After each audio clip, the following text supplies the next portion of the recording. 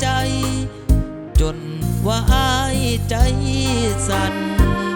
กลางคืนเดือนแจ้งลมหนาวสองเฮากอดกันจนว่าขึ้นสวรรค์สองเฮานั้นด้วยความพอใจบัดนี้กองเพื่องคือบ่แม่นเสียงอายแต่เป็นเสียงผู้ชายน้องสาวายจูจีกับเขาเบิ่งกองเพื่องสั่นเฮ็ดหยังกันเด้นงเหยาได้ยินเสียงคอยเสียงเบาคือเฮ็ดใส่อายแท้นา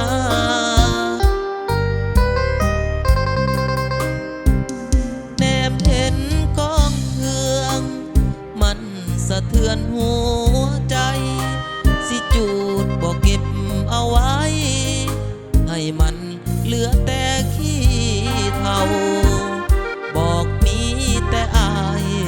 แต่สุดท้ายคือจังมีเขากองเพื่องเหลือแต่ขี้เถ้าสมกับเจ้าผู้หญิงหลายใจ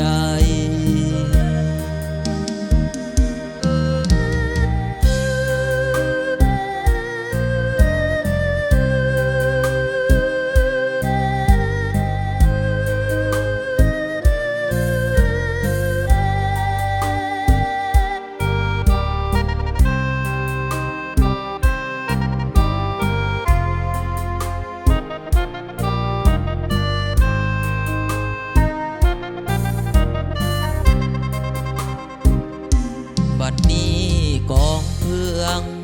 คือบ่แม่นเสียงอายแต่เป็นเสียงผู้ชายน้องสาวายจูจีกับเขา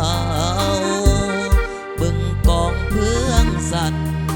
เฮ็ดหยังกันเด้นงเหยาได้ยินเสียงคอยเสียงเบาคือเฮ็ดใส่เฮาแท้นาแนมเห็นกองเพื่องมันสะเทือนหัวใจสิจูดบ่เก็บเอาไว้ให้มันเหลือแต่ขี้เถ้าบอกมีแต่อายแต่สุดท้ายคือจังมีเขากองเพื่องเหลือแต่ขี้เถ้าสมกับเจ้าผู้หญิงหลา